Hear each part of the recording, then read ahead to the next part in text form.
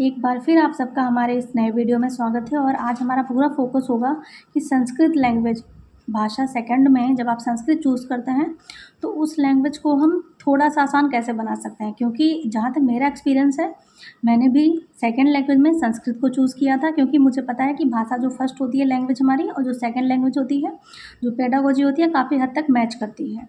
तो अगर आपने फर्स्ट लैंग्वेज हिंदी ले रखा है, सेकंड आपने संस्कृत लिया है, तो वहाँ पे पेडागोजी में भी सेम चीज़ें होंगी। जो भाषा अर्जन होता है, भाषा अधिगम होता है, शिक्षण कला होते हैं, शिक्षण सूत्र होते हैं और आपका मूल्यांकन हो गया, मापन हो गया, ये सारी चीज़ें होती हैं आपकी।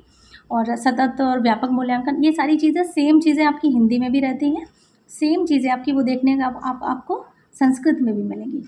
तो यहाँ पे संस्कृत लेने से एक आपको बेनिफिट ये होता है।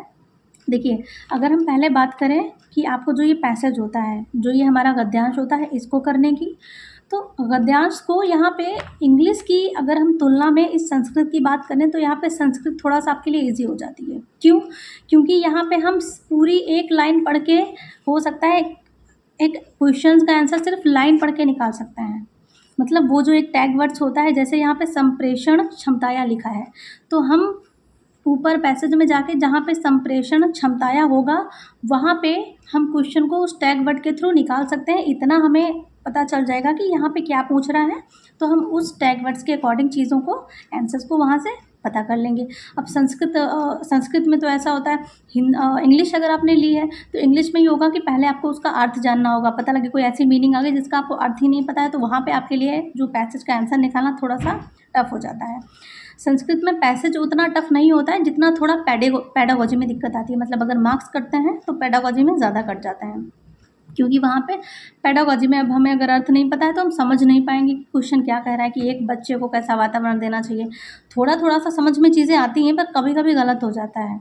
तो पहले हम बात करेंगे पैसेज की, बाद में हम बात करेंगे पेडागोजी को कैसे करें। कुछ टैग वर्ड्स भी यहाँ पर हम बताएंगे जो पेडागोजी को करने में इस्तेमाल कर सकते हैं, अप्लाई कर सकते हैं।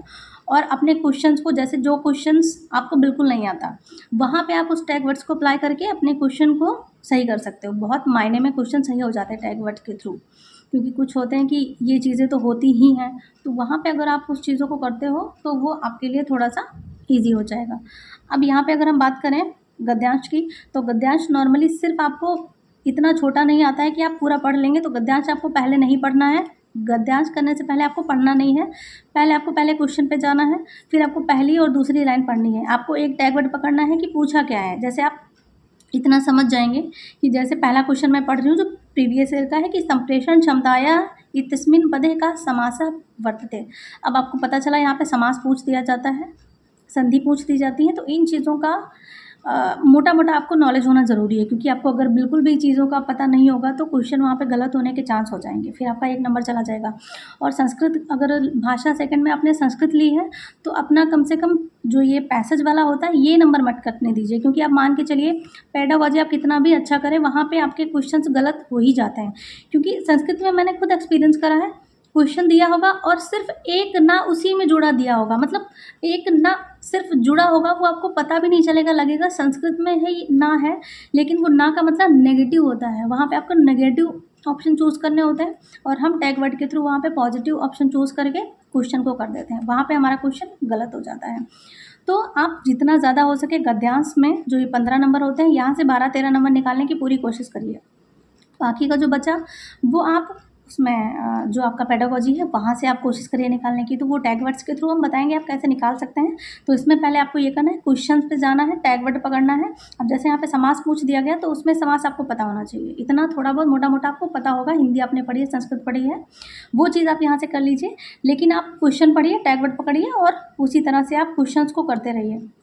और फिर हर क्वेश्चंस को ऐसे ही करिए, क्योंकि आप जो भी जितने भी क्वेश्चंस देखेंगे आपको जो है आपको पैसेज में ही देखना होगा। ऐसा नहीं सिर्फ एक बार पैसेज पढ़ लेंगे तो सारे क्वेश्चन आपके हो जाएंगे। आपको क्वेश्चंस के बाद पैसेज करना, पैसेज देख कर ही क्वेश्चंस का आंसर मिलेगा। तो ये यहाँ पे कुछ चीज़ें आपको ध्यान रखनी है। और इतना हल्का सा ना दिया होता है ना, आपको वो भी चीज़ बहुत ध्यान रखनी है कि कहाँ पे ना को निगेटिव में पूछ रहा है। ये चीज़ संस्कृत में बहुत ही ज़्यादा ध्यान देने वाली चीज़ है। खुद मैंने गलतियाँ करी इस चीज़ में, गहराई तो लगा रहे ना तो नहीं देखा। जल्दबाजी में क्या होता है, संस्कृत भी अगर आप कर रहे हो तो बहुत टाइम मेरा ले लिया था संस्कृत ने, बहुत टाइम संस्कृत में भी बहुत टाइम टेकिंग है ये। संस्कृत तो जैसे नॉर्मली बोलते हैं लोग मैथ्स बाद में करिए क्योंकि टाइम ले लेता है, ऐसे संस्कृत भी टाइम ले लेता है। तो मैंने सबसे लास्ट में मैथ रखा था, उससे पहले मैंने संस्कृत किया था। तो संस्कृत को पहले बिल्कुल मत करिएगा, सबसे पहले करिए CDP, फिर आप हिंदी या EVS कोई भी चूज़ कर सकते हैं। मतलब पहले आप संस्कृत हिंदी, CDP और EVS तीनों कर लीजिए, फिर आप करिए संस्कृत, उसके बाद आप आराम से करिए मैथ। और संस्कृत में भी आपको बहुत जल्दी जल्दी करना होता है प्रॉपर। अगर एक क्वेश्चन को 3 बार देखेंगे तो क्वेश्चन फिर नीचे वाला उतना टाइम आपका बढ़ रहा होगा।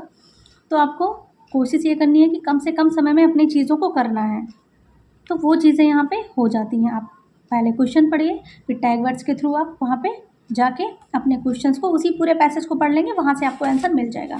अब हम यहाँ पे बात करेंगे कि जैसे हमारे पेडागोजी की बात यहाँ पे हम करेंगे, तो पेडागोजी में क्या है, कुछ आपको हमने टैग वर्ड्स यहाँ पे हम दे रहे हैं, ये आप अच्छे से देख लीजिए।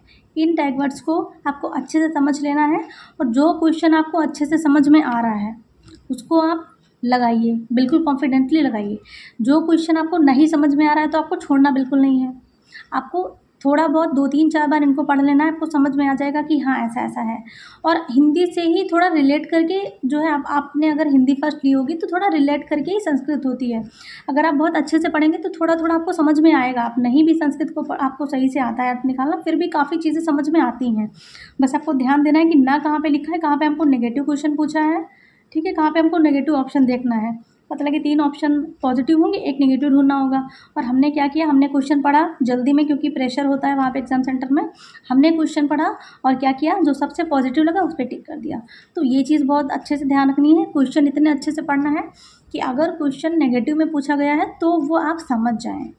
तो ये टैग वर्ड पढ़ लेंगे, और कम से कम एक मैराथन आप ज़रूर देख लीजिए जिसकी लैंग्वेज आपको समझ में आती है। लास्ट टाइम बहुत लोग मैराथन देते हैं, एक मैराथन आपको देखनी है। इससे क्या होगा, आपकी बहुत सारे डाउट क्लियर हो जाएंगे। 2-3 घंटे की जब आप मैराथन देखेंगे ना, आपके बहुत डाउट क्लियर हो जाएंगे। वहाँ पे जब एक पैसेज पूरा वो सॉल्व करके बताएंगे, पेडागोजी के बार बार क्वेश्चन आएंगे, तो वहाँ पर आपको समझ में आएगा अच्छा इस टाइप से क्वेश्चन देखना है। तो एक मैराथन ज़रूर देख लीजिए और 1-2 पैसेज और कर लीजिए प्रीवियस ईयर के। बाकी आप टैग वर्ड्स के थ्रू आप अच्छे से क्वेश्चंस को कर लेंगे। प्रेशर तो वहाँ पे होता है, लेकिन कोशिश ये करिएगा कि बहुत ज़्यादा टाइम संस्कृत में आपको नहीं देना है, क्योंकि आपको उसके बाद मैथ भी करनी है। संस्कृत सबसे पहले बिल्कुल भी, मतलब आप ये मत सोचिएगा, फ़िलहाल जो संस्कृत लेते हैं उनको ये बुकलेट अलग से मिलती है, तो ज़ाहिर बात है आप सबसे बाद में ही करोगे क्योंकि ये थोड़ा लेट भी मिलती है। तो आपको संस्कृत मैथ से, जिनकी मैथ बहुत अच्छी है वो मैथ पहले कर सकते हैं, क्योंकि ये संस्कृत टाइम ले जाती है। क्योंकि पेडागोजी मैं कर रही थी, मुझे भी ऐसा लग रहा था, कुछ क्वेश्चंस मैंने 1-2 तो मैंने ऐसे ही लगा दिए थे जो मुझे लगा था कि पॉजिटिव हैं, बस थोड़ा थोड़ा पढ़ के, क्योंकि फिर लग रहा था मैथ छूट जाएगी, तो मैंने सोचा मैथ बिल्कुल नहीं छोड़नी है। और संस्कृत में मुझे डाउट भी था कि शायद कुछ क्वेश्चंस गलत हो सकते हैं, क्योंकि समझ में सही से नहीं आ रही थी। तो उस वजह से मैंने सोचा संस्कृत में गलत हो जाए वो चलेगा, पर मैथ में नहीं गलत होने।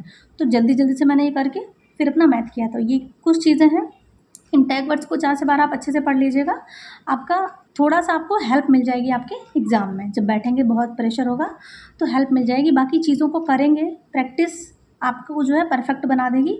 तो वो चीज़ें थोड़ा बहुत कर लीजिए, मैराथन ज़रूर देखिए, उससे काफ़ी कुछ आपको हेल्प मिलने वाली है। तो पढ़िए, मस्त रहिए। कोई अगर आपको डाउट हो तो आप बताइएगा कमेंट सेक्शन में, बिल्कुल उसको दूर करने का प्रयास करेंगे।